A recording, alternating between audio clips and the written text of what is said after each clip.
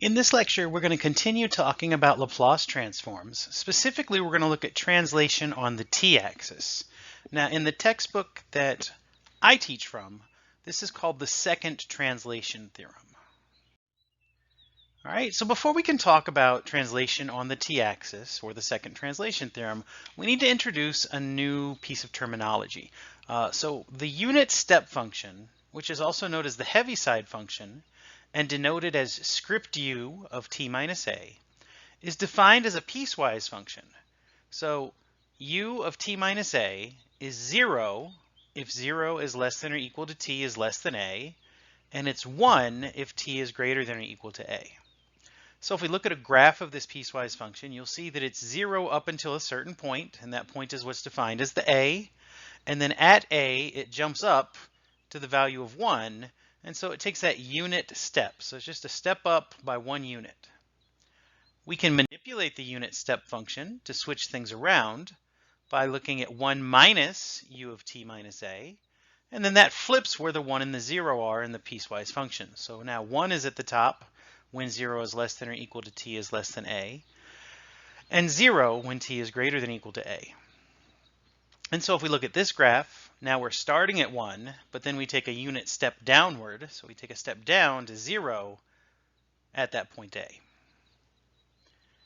The unit step function is useful because it allows us to rewrite piecewise functions. So if we're dealing with differential equations that have piecewise functions involved, we could rewrite those piecewise functions using this unit step function. So for example, if we have the function f of t equals 0 when 0 is less than or equal to t is less than 3 pi over 2, and it's equal to the sine of t if t is greater than or equal to 3 pi over 2, we could rewrite this as the sine of t times the Heaviside function of t minus 3 pi over 2. Right? Since there's a 0 in the top and the bottom we could think of as sine times 1, we could just pull the sine out and make this sine of t times that Heaviside function. Or if we had f of t equals sine of t when 0 is less than or equal to t is less than 2 pi, and 0 when t is greater than or equal to 2 pi,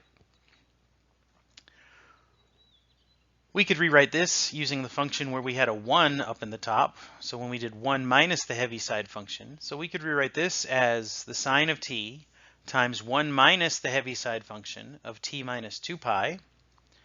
And we could distribute that sign, and we would get sine of t minus sine of t times the Heaviside function of t minus 2 pi. All right, so now that we've talked about the Heaviside function, we can move on to our Second Translation Theorem. The Second Translation Theorem says that if we take the Laplace transform of a function little f that's translated to t minus a, and multiplied by the Heaviside function evaluated at t minus a, then that's going to be e to the negative as times the Laplace transform of f, which would be big F of s. Right? So another way that we could write that is the Laplace transform of f of t translated from t to t minus a times this Heaviside function is going to be e to the negative as. So e to the negative as comes from the translation paired with the Heaviside function. And then big F of s is just the Laplace transform of little f. There is an alternative form of the Second Translation Theorem that says the Laplace transform of g of t times u of t minus a is equal to e to the negative as times the Laplace transform of g of t plus a. So you can use either form of these. I typically use the first form, and that's how I'll solve most of my examples in this lecture, but I will do at least one example where we look at it with the second form as well.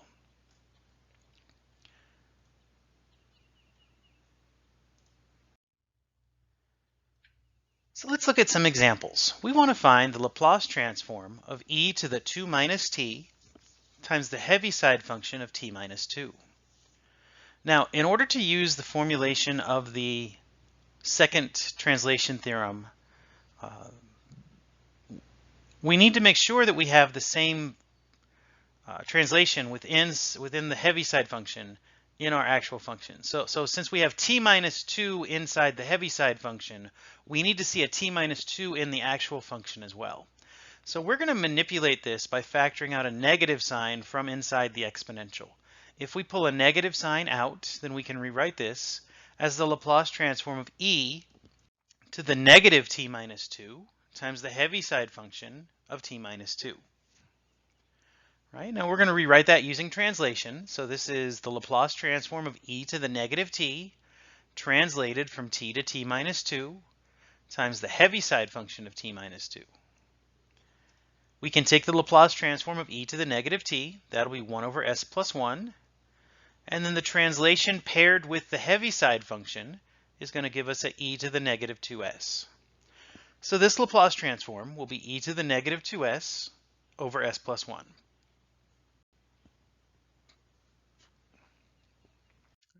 Here's a second example. So this time we want to do the Laplace transform of 3t plus 1 times the Heaviside function of t minus 1. So again, in order to use the formulation of this second translation theorem that I prefer, that I use, we need to make sure that the t minus 1 that we have inside the Heaviside function also appears in our actual function. So instead of 3t, we want this function to be 3 times t minus 1. So that would be 3t minus 3 if we FOILed it out. So we're going to make this happen. We're going to put a minus 3 in there by subtracting 3 and adding 3, so we don't change our problem. So this becomes the Laplace transform of 3t minus 3 plus 1 times the Heaviside function of t minus 1. We factor a 3 out of those first two terms, and that becomes the Laplace transform of 3 times t minus 1 plus 4 times the Heaviside function of t minus 1. Now our function and our Heaviside function both have t minus 1 in them, so we can rewrite this using translation. This is the Laplace transform of 3t plus 4, where t is translated to t minus 1, with the Heaviside function of t minus 1.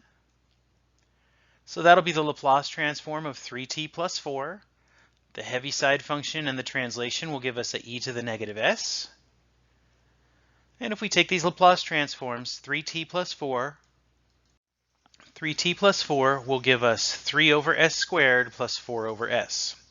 So our Laplace transform will be 3 over s squared plus 4 over s, all times e to the negative s.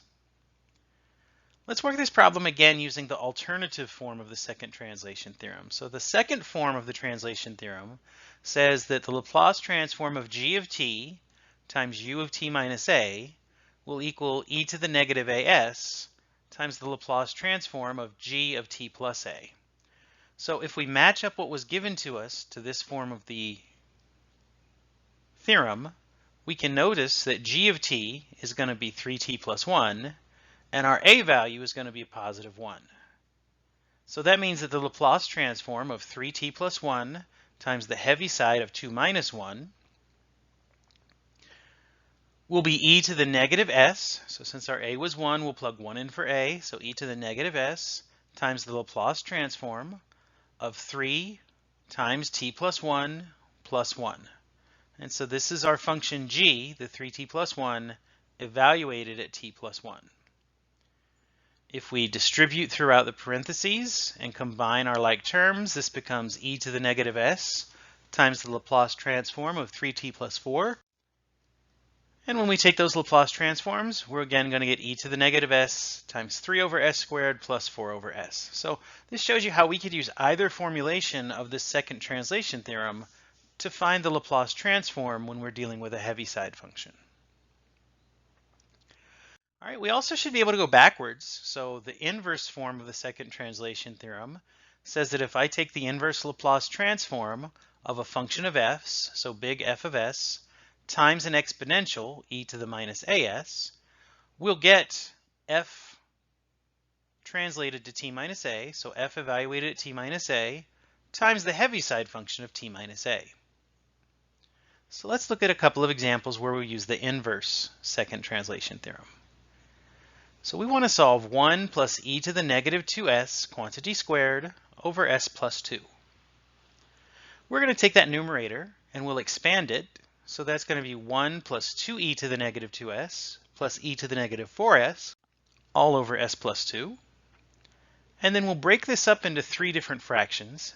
So we'll break up the numerator. This is going to be the inverse Laplace of 1 over s plus 2 plus the inverse Laplace of 2e to the negative 2s over s plus 2 plus the inverse Laplace of e to the negative 4s over s plus 2. So that's going to give us the inverse Laplace of 1 over s plus 2 times the inverse Laplace of 1 over s plus 2. The e to the negative 2s is going to give us translation from t to t minus 1 and multiply by the Heaviside function of t minus 2, t to t minus 2, and the Heaviside function at t minus 2. And then we have the inverse Laplace of 1 over s plus 2, and e to the negative 4s will give us translation from t to t minus 4 times the Heaviside of t minus 4. So if we take these inverse Laplace transforms, we're going to get e to the negative 2t plus 2e to the negative. We apply the translation, so our t becomes t minus 2. So 2e to the negative 2, t minus 2, times the Heaviside of t minus 2, plus e to the negative 2 times t minus 4 times the Heaviside at t minus 4. So that'll be our inverse Laplace transform. Let's look at a second example where we're going to take the inverse Laplace transform dealing with an exponential in s. So we want to find the inverse Laplace of e to the negative 2s over s squared times s minus 1. So when we see that e to the negative 2s, that tells us we're going to use the second translation theorem.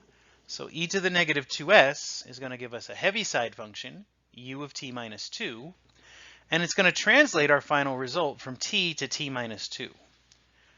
So now we're going to deal with what's inside the inverse Laplace, that 1 over s squared times s minus 1. In order to take the inverse Laplace of that, we'll need to break it up using partial fractions. So 1 over s squared times s minus 1 will be broken up. S squared will give us a over s plus b over s squared because it's a repeated root.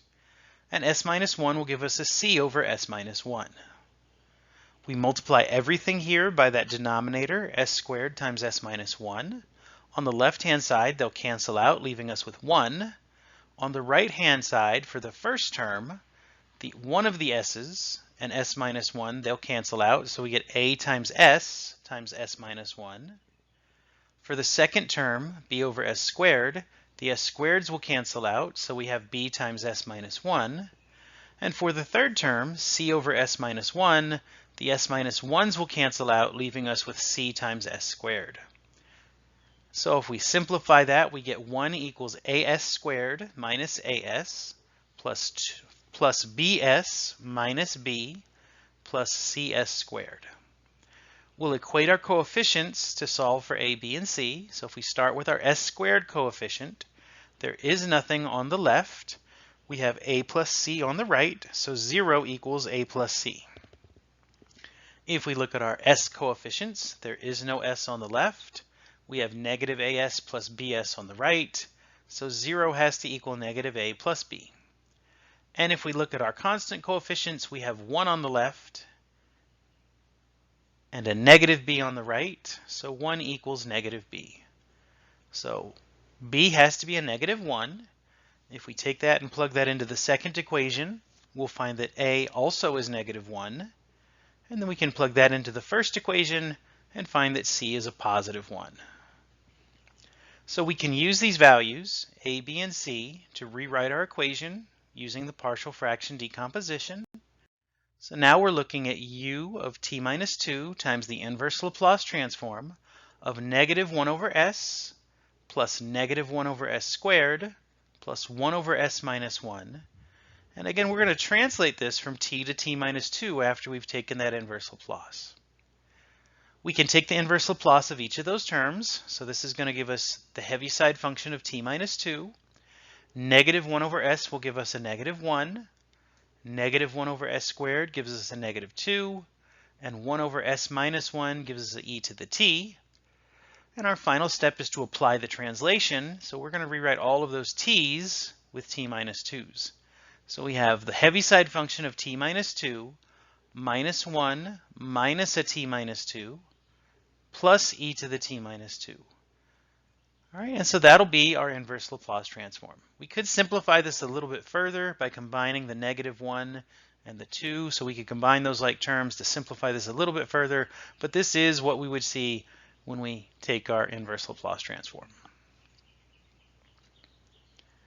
All right.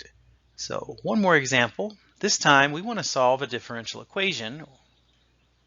Y prime plus y equals 1 minus 2 times the Heaviside function of t minus 1 with an initial condition y of 0 equals 0. So in order to solve this, we want to take the Laplace transform of every term that we see. So the Laplace transform of y prime plus the Laplace transform of y will equal the Laplace transform of 1 minus 2 times the Heaviside function of t minus 1. This will give us s times big Y of s minus y of 0 plus big Y of s equals 1 over s minus 2 times e to the negative s over s. All right, since our initial condition y of 0 is 0, that middle term on the left will go away. We can factor out the big Y of s, and we get big Y of s times s plus 1 equals 1 over s minus 2 times e to the negative s over s. We'll divide by s plus 1 to get big Y by itself. So big Y of s equals 1 over s times s plus 1 minus 2e to the negative s over s times s plus 1. All right, notice that both of these terms have s times s plus 1 in the denominator, so we're going to break up partial fractions. We're going to use partial fractions to break that term up. So 1 over s times s plus 1 will be written as a over s plus b over s plus 1. We multiply by our common denominator, s times s plus 1, and we wind up with 1 equals a times s plus 1 plus bs. So 1 equals as plus a plus bs. We equate our coefficients. So for our s terms, there is nothing on the left. We have a plus b on the right. So 0 equals a plus b. For our constant terms, we have 1 on the left and a on the right, so 1 has to equal a. So a equals 1. If we plug that into the first equation, we'll find that b is a negative 1. So we can rewrite our big Y using this partial fraction decomposition. So big Y is going to be 1 over s minus 1 over s plus 1 minus 2e to the negative s times 1 over s minus 1 over s plus 1. Our final step is to take the inverse Laplace transform so that we can find our y of t. So we take the inverse Laplace transform of all of these terms. We're going to notice that e to the negative s in the second term is going to give us translation from t to t minus 1, as well as be multiplied by the Heaviside function u of t minus 1. And so if we take these inverse Laplace transforms, we'll get y of t equals the inverse Laplace of 1 over s is 1. The inverse Laplace of 1 over s plus 1 will be e to the negative t, so 1 minus e to the negative t. We'll bring our 2 down, so minus 2 times the inverse Laplace of 1 over s is again 1. 1 over s plus 1 will be e to the minus t, but we're going to translate that to t minus 1.